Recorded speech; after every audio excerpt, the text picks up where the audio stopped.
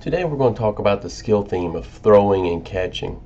Sometimes when I'm doing presentations, I like to start with some comics, and I think these are perfect when we think about the skill theme of throwing and catching.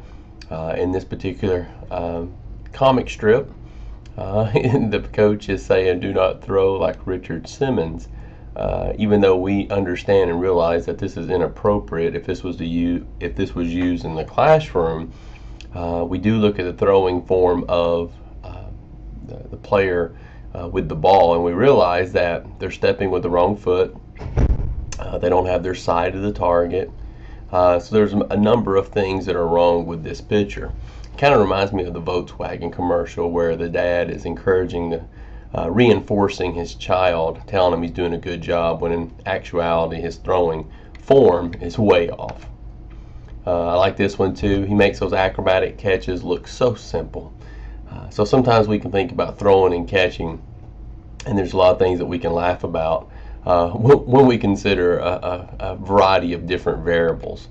So when we think about throwing and catching, the skills of throwing and catching do go hand in hand. And what I mean by that is, typically when you're working on throwing, you also have catching involved as well. Teachers must initially focus on throwing and catching as separate skills. So at the pre-control level, you're going to focus primarily on catching, and you're going to focus primarily on throwing. As they advance, as they move up to control, you'll start to incorporate different features of throwing and catching together. And then as they move into utilization and proficiency, you start to see those two skills definitely go hand in hand. And then later the skills are combined into more game-like situations.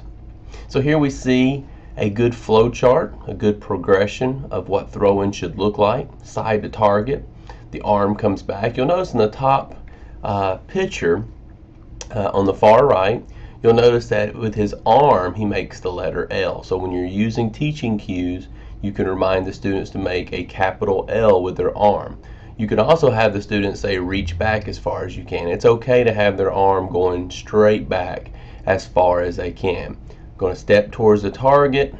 Notice, okay, with the action here, the body's moving forward and the arm follows. That's a good cue to focus on when you're observing students who are throwing. Does the arm come through last? And then we have a good follow through. And if there was one more picture that I would add here, would have the leg coming all the way forward, showing the child in a ready position to catch. So when we think about throwing, a couple of things come to mind. First of all, when we think about throwing, we want to consider the pattern that takes place. Grasping the object with one or both hands, the preparatory phase, the propulsive phase, and then the follow-through phase. And then here are some pictures to give us a better understanding of what these different phases look like. The picture on the right, you will notice, is more in the preparatory phase, whereas the picture on the left is just transitioning from the propulsive phase to the follow-through phase. And so key observational points for throwing: the forward step on the foot opposite the throwing arm. Again, you'll see a lot of children use the ipsilateral throwing pattern, where they step with the left foot and they throw with the left arm, or they step with the right foot and throw with the right arm. So one of the things you want to focus on from the very beginning is have the students focus on stepping with the opposite foot. Hips and spine rotate so that they can uncoil in a forceful derotation. A lot of our power in throwing doesn't come from our arm, it comes from the rest of the body and the rotation that takes place. And then the elbow flexed, hand and held away from the body and extended on the back swing. And so when we think about throwing, the pictures we saw earlier, you can remind the students to make a capital L. You can also remind them just to reach as far back as possible. There's a lot of cues that we can use when we think about throwing, and everybody has their own individual way of teaching that skill. So at the control level, some cues that you want to focus on: side to target, arm way back, step with the opposite foot, and follow through. So even though there's a variety of steps that children have to consider when they work on throwing. It is easy for us to teach because the cues that we use do make the pattern a little bit easier for students to recognize. So now we look at catching. I'm not going to show you the YouTube clip, but this is a great clip for you to observe just to see some incredible catching taking place. And so with children, we show them videos like this, and it just gives them awareness of how exciting and how much fun catching can be. And that eventually one day they may be able to make catches similar to this one. And so there's a couple of YouTube clips here that you can view, which I think are fun and provide a lot of great feedback when we think about the skill of catching. So some key observational points for catching: elbows flex rather than extended. If a child keeps their arms stiff and keeps their arms extended, when the ball hits their hands, many times it's going to bounce away. But if we tend to keep our arms flexed, we gather the ball instead of the ball reflecting off of our hands. Catch made with hands alone rather than by trapping the ball against the body. At the pre-control and control level, I don't have a problem with a child using their body to catch the ball. But as they progress and as they get better and you see the development take place, you want them to try to focus more on catching with the hands alone. So cues for catching at the control level: number one, and this is the most important, watch the ball. Playing football with my son right now, when he catches it, he's wanting to run before he catches the ball, which is a common mistake made by a lot of athletes regardless of the age. But he takes his eyes off the ball at the very end because he's already thinking about where he's going. Remind children to keep their eyes on the ball.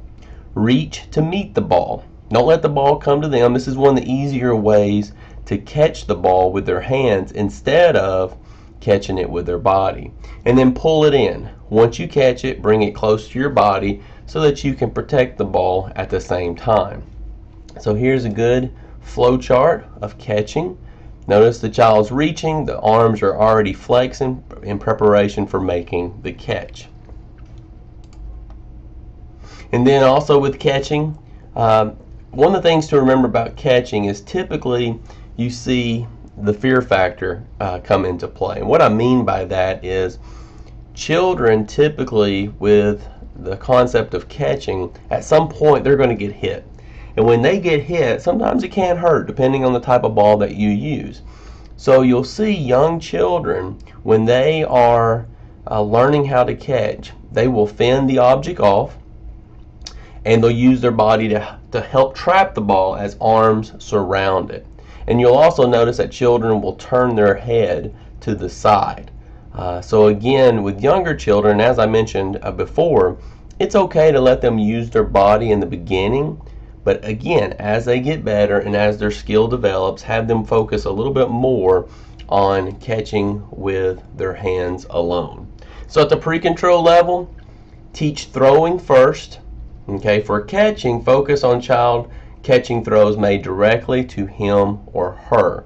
And what I mean by that is you don't want them to focus on moving to catch. Have them in a stationary position. A lot of times tossing and catching to themselves can be a good pre-controlled task for a child or someone making a very small and soft toss to them to focus on the concept of catching as well. At the control level, throwing at different speeds, different distances, catching using both hands on either side of the body, catching at different levels. You may even possibly at the control level introduce some very, very small and simple partner activities as well. But typically when we think about starting the idea of working on catching with a partner, it usually occurs at the utilization level, but there are certain things we can introduce at the control level as well. But now at the utilization level, you'll start to see that we're starting to move. We're starting to throw at moving objects. One of the things I typically do with 4th and 5th graders is I'll have them throw to their partner who is moving. I'll have them work on jumping off of an object to throw to someone. So now we're trying to get them to no longer be stationary, but to move around as they're trying to throw and catch. And what that does, it prepares us for the proficiency level, which we know is where game-like situations are going to occur. And so here we have the progression spiral starting at the very top. With the proficiency level, you'll see more game-like activities, utilization, throwing and catching while on the move. Control level, a lot more activities that focus on changing some different variables around the individual. And then at the pre-control level, starting very simple, tossing to self and catching.